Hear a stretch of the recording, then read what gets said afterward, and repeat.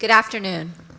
Thank you all so much for being here and making time at the end of this really fantastic week here at Davos. I'm Jamie Heller. I'm with the Wall Street Journal. I'm the business editor, and I'm really honored to be here to talk about trust and transparency in digital supply chains. And I'd like to introduce our panel here. We have Mohammed Shahriar Alam, who is the State Minister for Foreign Affairs of Bangladesh.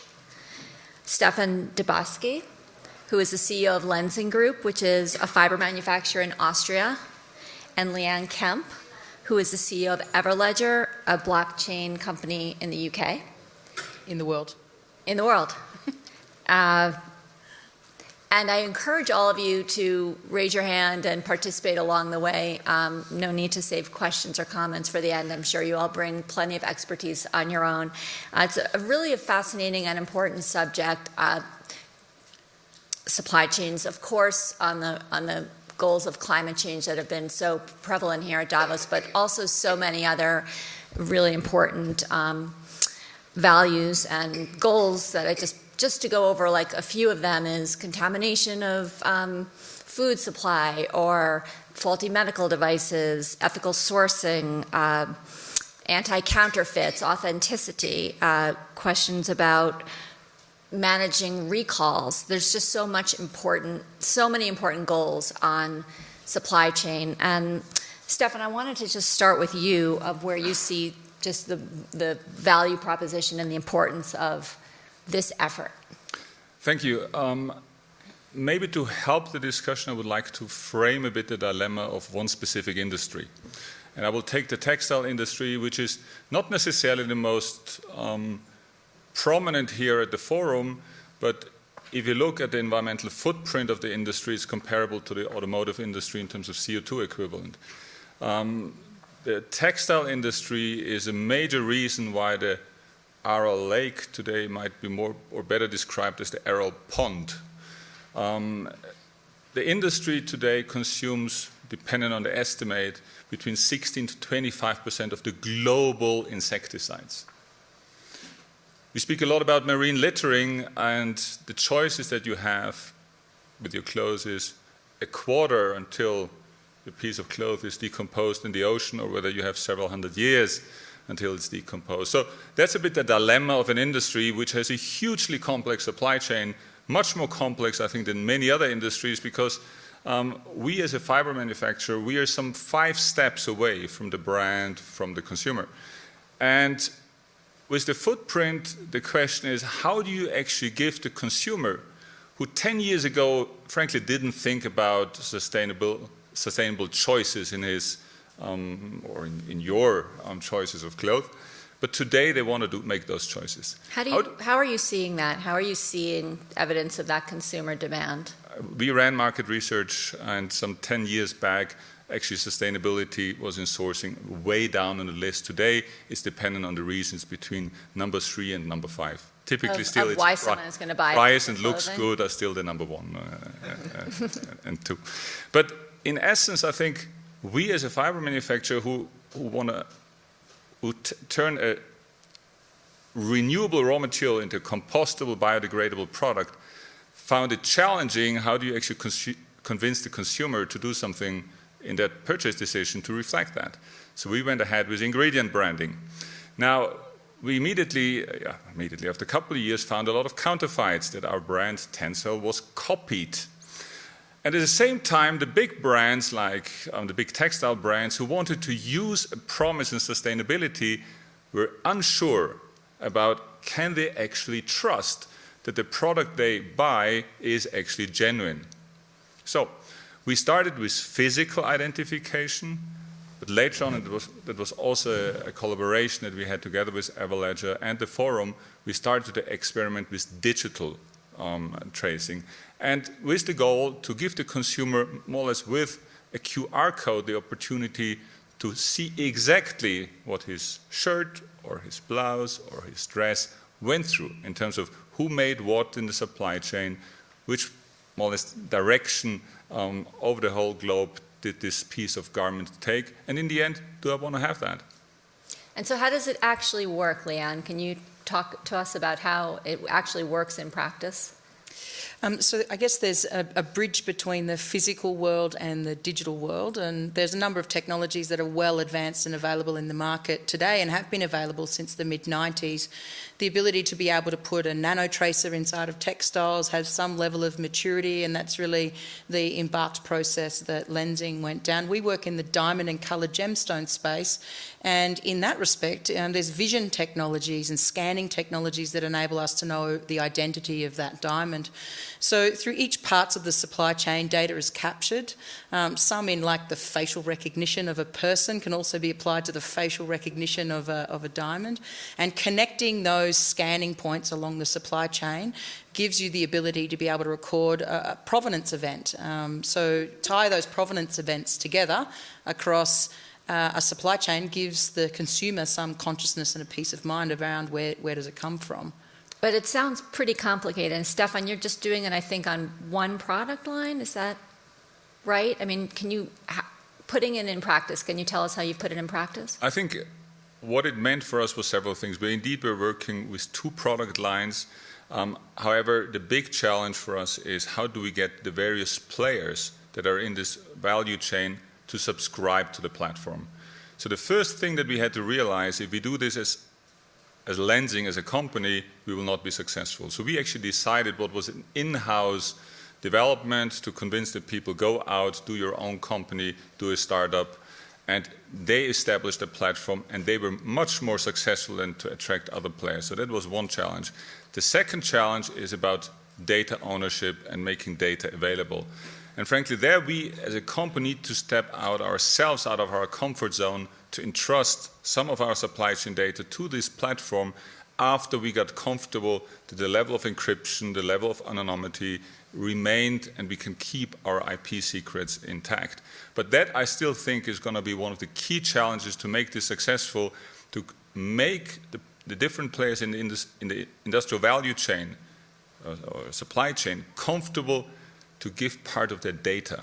Right. So that's one impediment. But what about just the technical implementation and cost? Can you speak a little bit more to that? I think the technical implementation is not rocket science. Blockchain, or the elements of blockchain, and I think Lynn Kemp is much more capable to explain that, have been around for a long time. And it's not just blockchain, it's different elements of how you actually create a traceable supply chain. So the technology is not the issue. In terms of cost, it's a fraction of a cent that you add in terms of cost once you have established this. It's much more about actually creating trust than it's a cost issue. Trust across industries. And so, Mohammed, where does government come in? I'm glad that we started this discussion, this panel, with textile, and that's where we are reasonably good at in Bangladesh. We export around $32 billion worth of textile to the world. And you just name any major supermarket chain, excuse me, and they have operation in Bangladesh. So what we do in practice is that they have list of authorized manufacturers, and every single garment that we wear and purchase, the label it carries with the wash care instruction, there is always a factory code number. As a consumer, we would know not if the country of origin is not mentioned. Largely in the European Union market, they don't mention country of origin as such, but that factory code helps the store as a consumer. If you return the garments or if you want to know the detail, they can easily trace it back to manufacturing plant. Like a Walmart? But yeah, any shops. But up until recently, subcontracting was an issue. After a terrible factory accident in Bangladesh, the brands realized that manufacturers who are receiving these orders are not necessarily manufacturing them in the authorized manufacturing plant. But since then, for its 5th year running, European retailers and North American retailers came together, and we have now 2 different platforms called Accord and Alliance. And they have made sure, with the work that we have all done with the government and industry, that all the products are traceable and no subcontracting, no unauthorized subcontracting is allowed. And also, so who's paying for that? It's actually built in. I mean, there's no extra cost to it because when I'm, as a manufacturer, receiving an order from a retailer, I'm promising that I'll be manufacturing those garments in my own unit, in my own shop. So that's it. I mean, there's no... Everyone's paying for it themselves Yeah, along the way. exactly. And, that's the way it is. But when we introduced, let's say, fair trade cotton a couple of years ago, even though that initiative failed, it was a fantastic work where through that the cotton growers were getting some premium so that they could really look after their family and children better, let's say, in India, in Central Asia, in some parts of America as well. But the consumers at the retailing level actually refused to pay those 20p or 20 cents extra for the t-shirts or the blouses that they were buying. But what we have experienced that is when we introduce fair trade, also when we introduce organic cotton used garment and clothes, those products were traceable and there were extra costs to it because we had to introduce new systems in place. But it's very important. And you're saying the retailer did not want to bear that? Yeah, exactly. So what happened? No, I mean, there's no fair trade garment as such in the marketplace, with one or two exceptions. But they were buying in millions when it started off. So the brands really tried hard. But the consumers, as I said, refused to pay that extra money that's required for the garments to be fair trade. But that's a different discussion. Different issue, okay. But it's traceable. All our exports are traceable. And the fantastic work that ACOD and Alliance initiated, government has promised that once their project, because that had a fixed time frame, we recently, through a court order, it got extended. But beyond that, after a year or so, probably 10 months left in their life, government will overtake those projects. So the textile at least will remain traceable in Bangladesh whenever a consumer wants to know a little more about the shops and where it's made and all that. Leah, and how you've been a pioneer in this, starting in gems, diamonds? Correct. And can you give us a sense of how far we've come versus how far you think we should be? So Everledger, I began working in supply chain traceability systems in 1995. So I actually remember doing some cattle tags for cows and even tracking kangaroos through some of our bushes in Australia. So it's been quite some time. All of them? Yeah, not all of them. But what is quite interesting... Valuable right now, actually. Yeah, it would be very valuable right now. I think the incredible transformation journey that's underway is the realisation across supply chains and value chains that to be able to bring together a harmonised supply chain is where you can align the value and values of those participants within an industry. And potentially not all industries will have the same alignment of value and values. And technology as we know it today, combinations of technologies like machine vision to enable the traceability or the recognition of an object, nanotechnology, blockchain, even RFID technology and QR codes, the combination of those together now is enabling those supply chains to provide for a baseline of transparency and storytelling. But to be able to solve the first mile problem and the last mile problem, we just heard a part of an initiative that failed.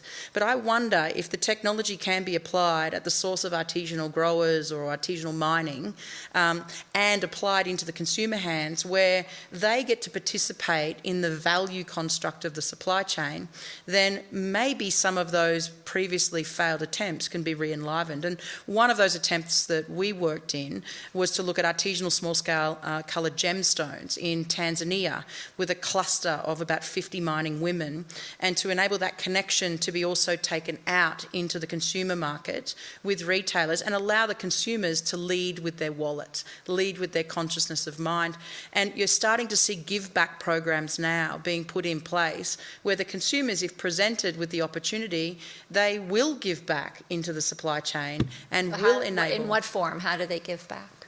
They will pay more. They will be willing to become involved in an incentivised process. And one of those programs, working with an NGO called PACT, is to help lift the education of those 50 mining women so they become better educated in gemology, so they understand the types of gems that they're mining, and so they can seek a fairer price. Now that's a change in a complete value chain, not just a supply chain. It gives them the ability to participate economically rather than just being the supplier. In lifting up the But it's probably in a $2,000 diamond, you have some room to pay extra. But for a $2 T-shirt, it's already very tightly priced. And it's actually failed not because of traceability, it's because consumer refused to pay more for the T-shirts, the extra 20 cents or 30 cents. So it's... Let me just take this up because I find this a highly emotional point. I can tell. Whatever you were here, I don't think a lot is, in terms of shirt, blouses, below $30 US. The raw materials that it takes to make this is around 25 cents. And the difference between almost zero water, zero insecticides, and a very responsible low CO2 footprint versus the exact opposite is around 5 to 15 cents. And I just think it is, in the end, the intransparency of the supply chain that allows a lot of opacity that the consumer can't even make this choice.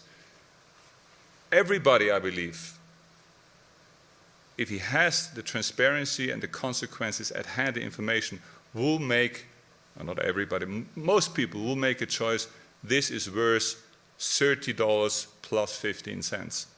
And it seems like you two are disagreeing on this, or what your evidence is showing you. Not what your hopes are, but what you think. I used to be a manufacturer before joining politics, to be honest, and I thought this is a fantastic model. But the consumer goods, it's a commodity that we generally produce, not high-end fashion. Right. And prices are really tight. And retailers sometimes put those contracts up on tender. So if you quote less, you get the order. So that's how tight it is. And the whole idea for the fair trade, and it was a fantastic one through which the farmers were getting paid. The plan really, the objective really was that down the supply chain, let's say even the garment manufacturer, the girls and boys, the men and women who are stitching these garments, will get a fairer labor cost as opposed to, let's say, there are terms called living wage or the minimum wage. So they are going to get some extra money to take back home to look after their families and make some savings for their rainy days.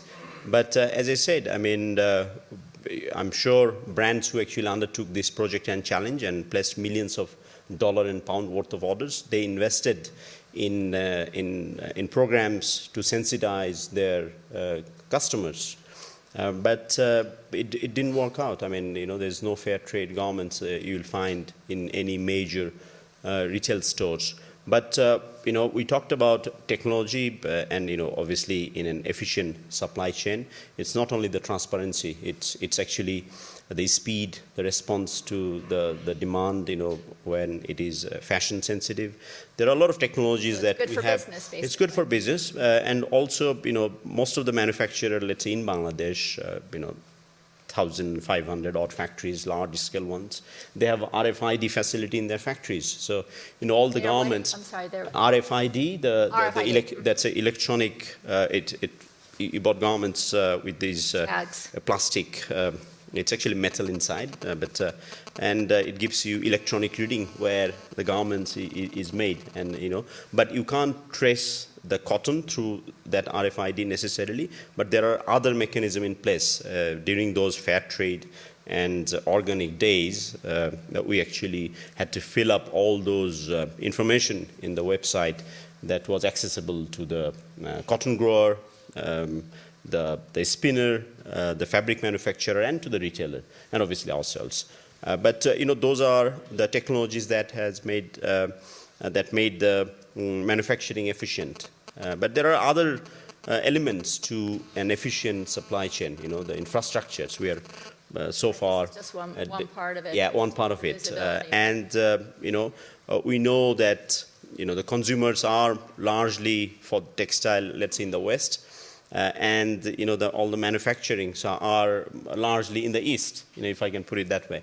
And it's very important that we We use an efficient supply chain in terms of efficient and faster shipping, faster processing, efficient way of getting, let's say, sample approved. I mean, every single steps of this manufacturing, he just mentioned that, he's 5 steps away from consumers, and every steps actually add and contributes to the carbon footprint. I mean, let's say before an order is confirmed, we make a prototype of a garment and send it to London or New York for approval, and we use courier, and sometime we'll be producing the same garment thrice, or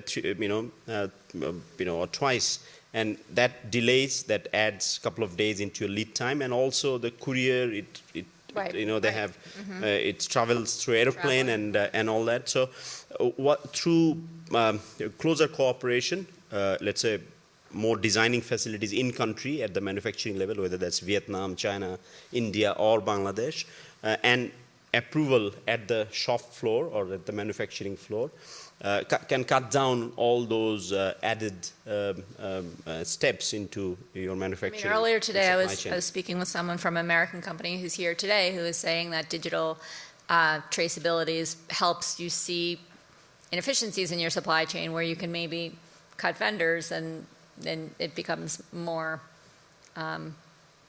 cost efficient. But Stefan, is that a motivation for you at all, or are you seeing that benefit in your business? I think it's a tertiary motivation. I think the primary motivation is that, and I think this we can really expand it beyond textiles. That if you're serious about the Sustainable Development Goals, if you're serious about some of the major topics that we are discussing here, supply chain transparency plays a huge issue, and we're just discussing about it's blockchain, it's physical, but it starts with that there is a need of society to make supply chains transparent. And there we have in textiles a slight advantage that at least on every label today you need to say which ingredient is in. And that is already much more than what you have in other industries. Much more.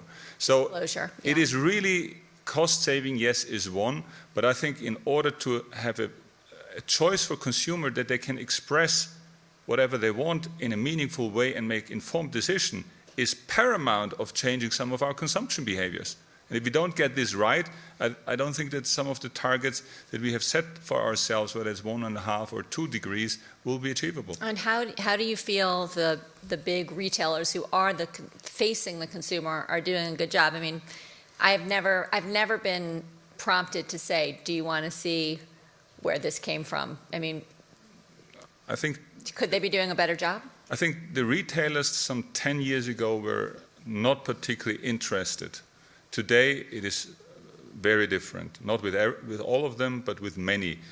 And there I think the non-government organizations, the various interest groups play a huge role of just shaking up the system. And I think this call for action that comes very often from NGOs has been very helpful for this industry. And today I think many retailers have very firm commitments and want to do the right thing, but they themselves struggle. Because like Minister Alam said, in part the big brands, they don't know where this stuff is coming from. They don't know. Because you're just not there yet. It's just so, you speak about a couple of fiber manufacturers, but then you speak 10,000 spinners, you speak 50,000 weavers and knitters, you speak hundreds of thousands of different garment houses, and every time in between is a trader or a distributor. So to break down the supply chain, you need, in our case, or in this specific industry, we need to work brand down and fiber producer up. Only then we will crack it. So, Leanne, I think you all have been working together with WEF on a potential platform solution. Can you speak about that a little bit? It is ridiculously exciting what has been achieved in a short period of time, to be honest with you. And I think there's often discussions in global supply chains and the sharing of data, who owns it, security, and all of that stands in a complex world when you start weaving the principles of ownership of data and security against the backdrop of technology. But I'm a big proponent that we're in a decade of action, particularly around climate, environment and sustainability, and that reporting, as Stefan was so eloquently said before, that the externalities, the cost, these externalities around the use of water is being pushed out to the cost of the end state of the consumer or the end state of the country where that garment is being worn. It's ending up in landfill as a prime example, and that's a cost to every taxpayer within that country. So we've been working, how do we enable the connections of supply chains globally and bring that into a space of neutrality, regardless of the discipline of technology that gets involved. And the collaboration between Lensing and Everledger and the World Economic Forum and the ITC, the International Trade Centre, has delivered just that, the ability to be able to give transparency in a pre-competitive space, particularly around supply chain traceability and climate and environment in those externalities that Stefan spoke about before, so that we can start to see and look and merge across multiple supply chains and see where a value chain can be completely created and rethought. So are companies actually participating in this? Yes. Like how many? It's in the single digits. We only just launched just it today. started. Yeah, So, congratulations. So get back to Davos next year, and I'm sure we'll have a we'll different see level of where we are. conversation. I mean, how are you going to promote this effort and attract interest to it? At times, I don't think sometimes you need to be championing a billboard in Times Square to promote something that is so critically important to a decade of action. I think that a number of companies, certainly within the Advanced Manufacturing Work Group here at the platform with the World Economic Forum, has had significant buy-in, for want of a bad word, from some of the major manufacturers in many different industries around the directive importance of something like this, particularly as it sits in a neutrality space. Yeah. Actually, I had a lot of discussion also here at the forum with big brands, but also with players in my industry. Because the beauty is it's a neutral space. It's not, trust me, it is, look, this is an independent system. And I'm pretty positive that we get more and more bigger brands also that are very committed and very explicit here about their goals to sign up to that. And you don't need that many, because if some of the big brands sign up, the value chain will sign up, because that is then the advantage of the highly fragmented, pretty powerless value chain. They need to adopt. If the brands say we want it, this will work. Yeah, I mean, I have seen in many instances, but not all, as Stephen mentioned, that many retailers insist that we reuse their packaging, because in all the way after traveling from Bangladesh to London or Munich or to New York, let's say the hanger that we use, you know, it's reasonably robust. I mean, this can travel back and you can use it a couple of times. I mean, you know, if you use that same hanger at home, you can probably use it for a couple of years even. So quite a few brands taken very specific numbered initiatives and objectives, but not all of them. So I think it's very important for consumers, you know, to practice informed buying, and you know, consumers can put pressure on the retailers if they have a preference to go to those shops, apart from they like the design or the color, that right. What practice, the environmental practices they actually practice in their business processes. I think that will force some change in. I mean, but that takes investment too, you know, and that's a branding choice and a marketing choice and expense and a technology choice for companies as well. I would add that next to the offensive reasons why I think brands should and will do that, there's a huge defensive reason as well. Because today, I think the legal system, particularly in the Anglo-Saxon world, to go after the wrong marketing claims that are not substantiated by facts gets more and more aggressive. And I think the consumer wants more and more differentiation based on green claims. Now, what will you do as a brand if you're actually facing the social media storm on this factory, child labor, this and this? It's in your risk analysis should be a key interest to avoid that. And the consumer wants differentiation based on green. So, Stefan, you originally brought up the issues with data sharing and privacy as a concern for companies. And so this new initiative is supposed to, I guess, try to address some of that. Can you speak of how you think it will work in practice? if that's one of the big things that are holding this up, is sharing of data and competitive and privacy issues around that? I think number one, there I think the whole blockchain technology and encryption technologies help. And the second one, I think, is the independence of the platform provider.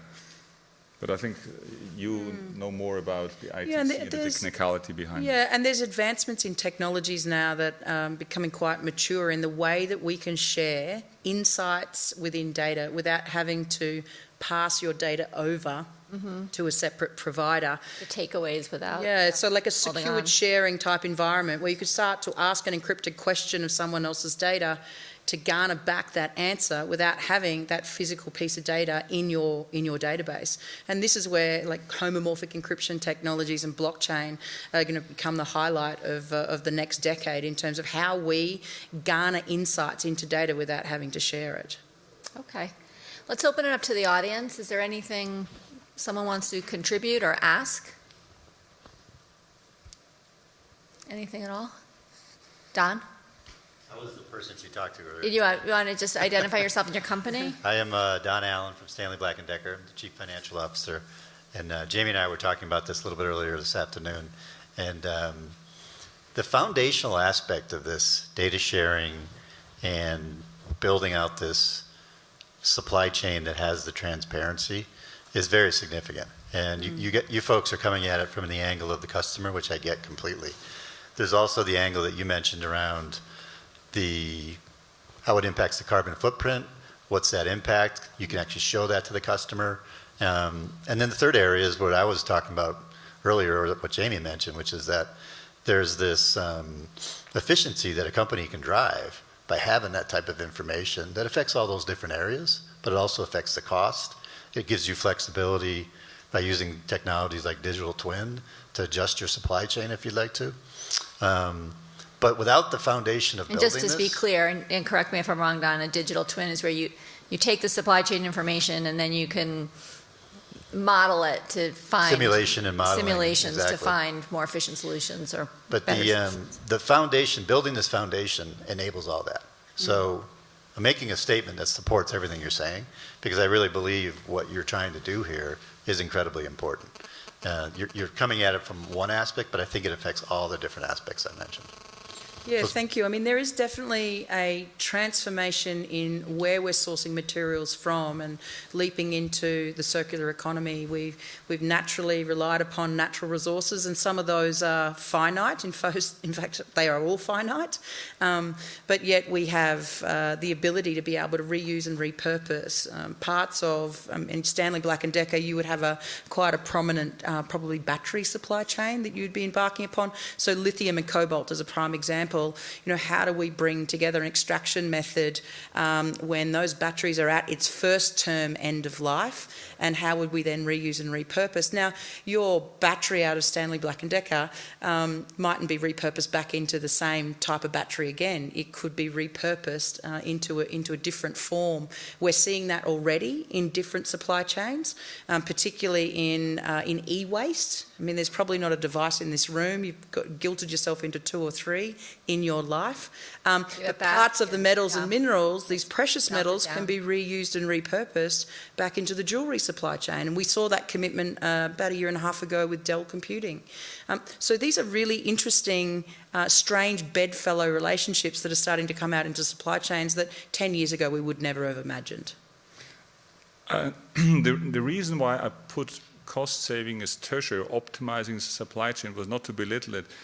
However, if in your industry, or at least in my industry, if I believe that consumers or customers in the end are prepared to pay quite a significant premium for a different choice, it far outstrips my value chain savings. And that was the only reason why I said it's for me a tertiary consideration. But you're fully right, this level of transparency opens up, in terms of continuous improvement, all kind of angles. Any other thoughts, comments, or questions? Well, I'll just ask you all for a prediction. Like how not just your hope, but your realistic, like where do you think 5 years from now we'll be on this? I think, the government, the entire machinery, whether that be because of the UN, the SDGs that were launched a couple of years ago, and whatever we're trying to do at this forum. I think gradually we need to, the governments should make it eventually mandatory, even though it sounds a little ambitious, that a carbon footprint tag or a number on each and every single product that we sell or we produce. And what that would do is will make Just the like Bill consumers says, aware. you be careful with how you, this in the laundry, it should say what the carbon footprint is. It's just everything, it's just a requirement. We do receive feedbacks from some of the retailers, what's the carbon footprint of that particular store in terms of store management in the UK. I can, don't want to name the brand, but, so individual products and how much carbon footprint is for that particular brand or that particular line of product. And what that would do is, if you keep seeing a number going up or remain constant or going down, that just may impact your buying decisions, especially for less fashion-sensitive items, the commodities, let's say. I think it's very important that consumer starts thinking that way and forces the brand.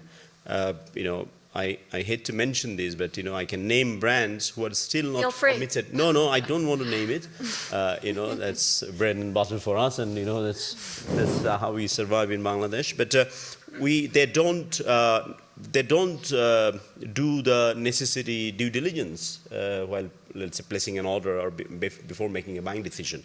It's very strange, and it's. Most of the major retailers are practicing a full compliance mechanism, a testing mechanism, and traceability. But there are many brands who are still ignorant about this.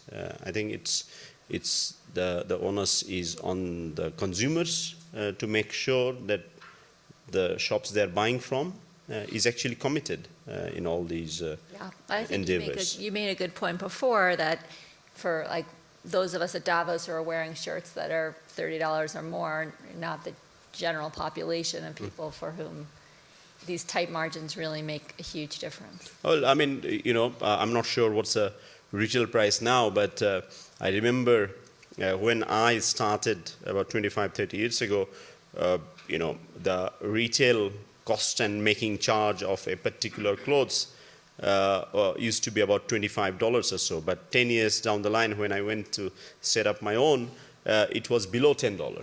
And we still managed to survive with that massive cutting of costs. And, it's still today, there are T-shirts being sold at £2. Pair of jeans is being sold at £4 to £5 or dollars.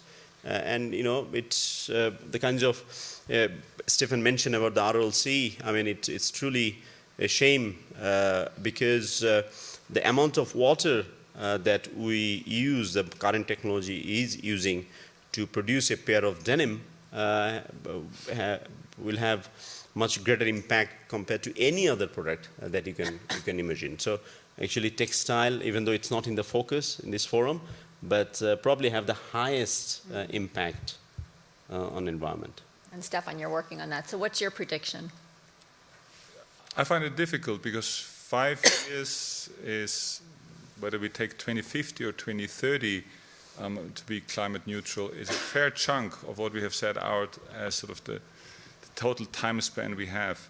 I think there are two possible outcomes. The first one is that consumers will start to consume less in this kind of industry because I think there is a fair debate whether a Western consumer needs 30 kilograms of textile fibers every year.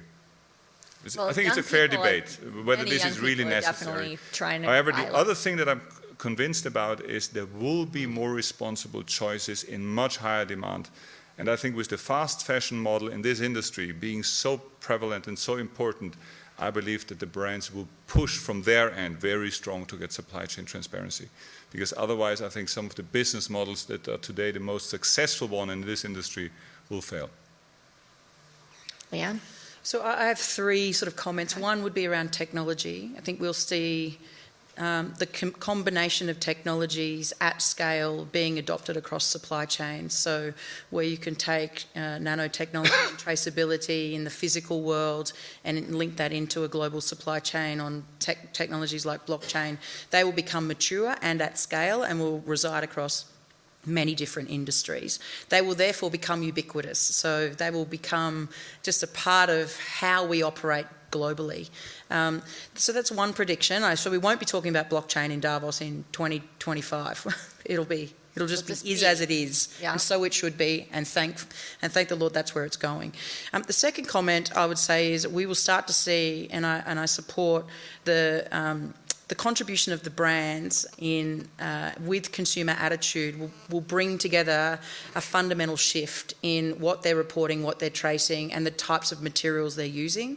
And as such, you are likely to see a re-commerce rise, not just e-commerce, but a re-commerce model, the ability to reuse and repurpose, which will invoke an entirely exciting new industry in regional lands across many different countries in the world, because you will start to see waste as value. And so entirely new job sets will start to be created. My third prediction is that governments, the role of governments, are critically important here. We've seen some governments act quite rapidly in terms of policies, particularly around the waste of plastic and containers, and they put a cost back to the manufacturer or the primary producer. And I think we will likely see parts of governments in the world tax those that have a high externality cost to the manufacturing cycle of products. It's a little bit your prediction that it should be. Yeah, I mean, it's true. I mean, the government is to act, but it's more for the climate change initiative. It's for those G20 countries who emits 80% of the global carbon. I mean, it's the consumers and the large economies with the buying power. And we have already probably started seeing that in use of plastic bottles in some of the countries and some of the regions. So, yes. So whether it's through business or government, you all seem very hopeful, and we'll see. Thank you so much for being here. Thank you to our audience as well. Thank you. Have a good night.